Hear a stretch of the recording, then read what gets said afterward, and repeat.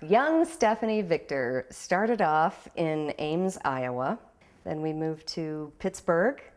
My little brother was born in Pittsburgh. There's 4 years difference between my brother and I. I'm the loud and crazy talkative, and he's the quiet, shy, very sensitive. My brother is an incredibly sensitive person. My father has his own business as an architect, and he works primarily in landscaping.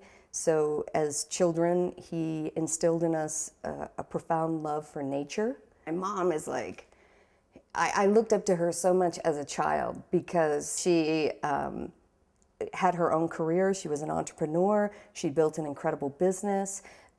But the one characteristic that I love so much about my mother is whenever we would go out in public, she always had a really incredible way of connecting with people. I saw what she did and the magic she possessed and the vitality that she had in front of a room. And most importantly, it was always connected to the intention of making a difference with people, making a difference in the world. And I wanted to be like that. My accident happened December 19th, 1995.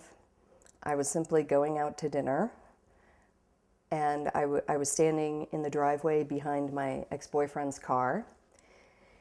I was hit by a car and crushed into the back of his vehicle, and pinned between the two cars. I was dragged up the sidewalk about 15 feet.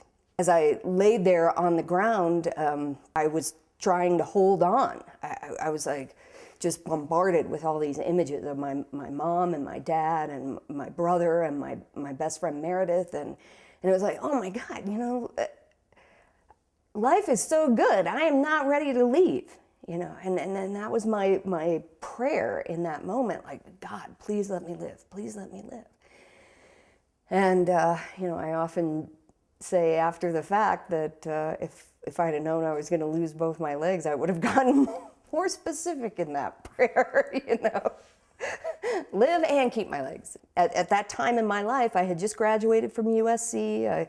I loved being a film student and, you know, running around town with a photo camera and video camera. And in the hospital, I remember my mom saying to me, she was devastated by my accident.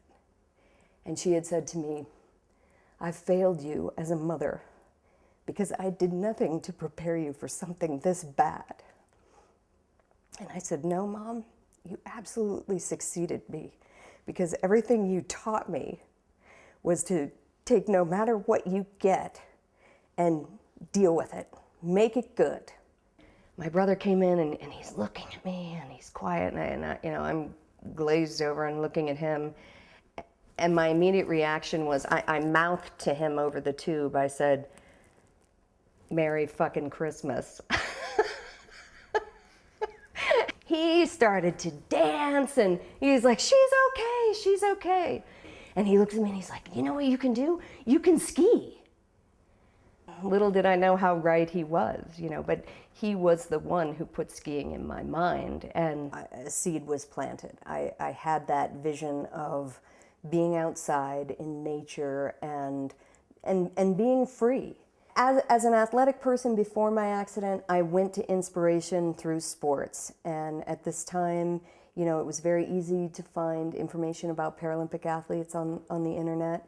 Greg Menino was the first one that I saw. I saw him skiing. I saw him just being, you know, the human Terminator. And I have to meet that guy.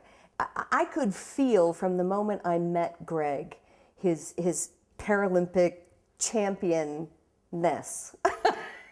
And I loved that about him, because just right away took me under his wing and said, "Yeah, Steph, you'd be a great addition to the adaptive team. You need to get on snow and start training and work your way up the ranks." And before my accident, I ran every day. When you have that kind of runner's head, as I call it, you know, you're up running before your alarm clock went off. I mean, that was me. That doesn't go away with your legs being amputated. So I needed to find something that made me want to get up and do it every day, even before my alarm clock had gone off. And I hadn't found that through wheelchair sports yet. But when I arrived in Park City, I found it. I mean, it was just instantaneous. You know, the seed being planted from my brother and further introduction with Greg Menino and his vote of confidence in me. And now I'm in the mountains, and there's Park City Mountain.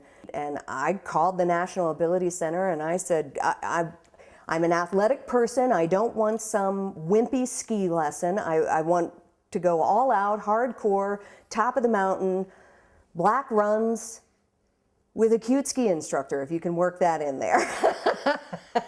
I come back into the office and look at the sheet, and it's evaluation from yourself, which is saying from 1 to 5, how good are you?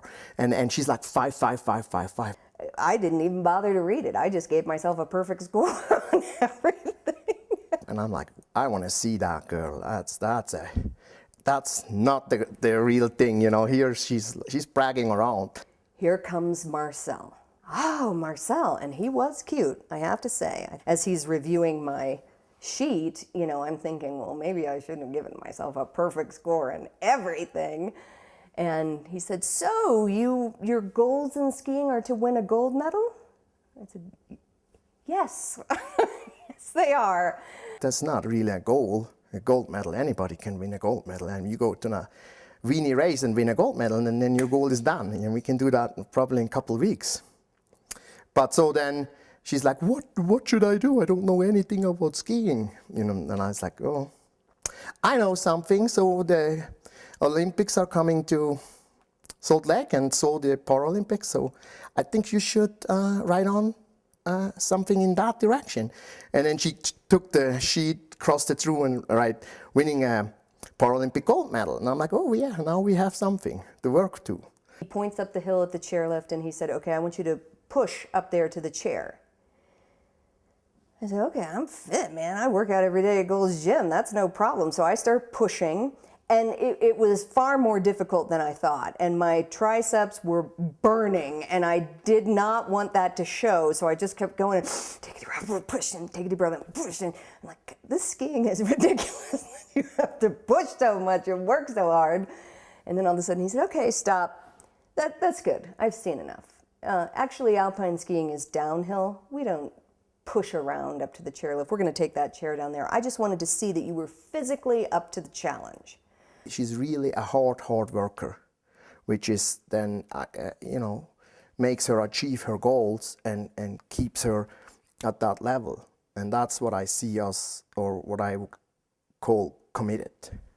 I was completely in love with the whole thing, the whole culture, from every detail. Marcel's accent to a coach yelling at you, like that reminded me of my youth on the soccer field. Like, yeah, okay, a coach who's invested in my athletic performance. I'm going to show him, I'm going to do it. You know, just give me the tools, man. Just tell me what to do and I'll do it. And on the chairlift, Marcel says to me, I hope you're not here for a disabled ski lesson, because I don't teach disabled skiing. There is no such thing as disabled skiing.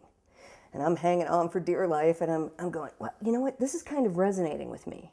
Because for every ounce of negativity that I got from doctors and staff in the hospital, like, you're handicapped now, you're an amputee, you're disabled.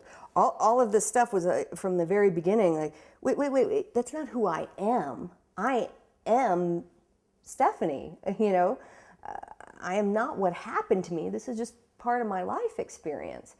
And so there, right from the get-go, was this proving that, well, it's not disabled, like it's some horrible, awful curse. It's just doing it differently.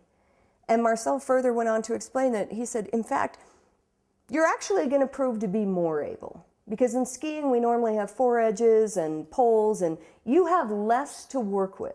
The same equipment, but less to work with to produce the same task.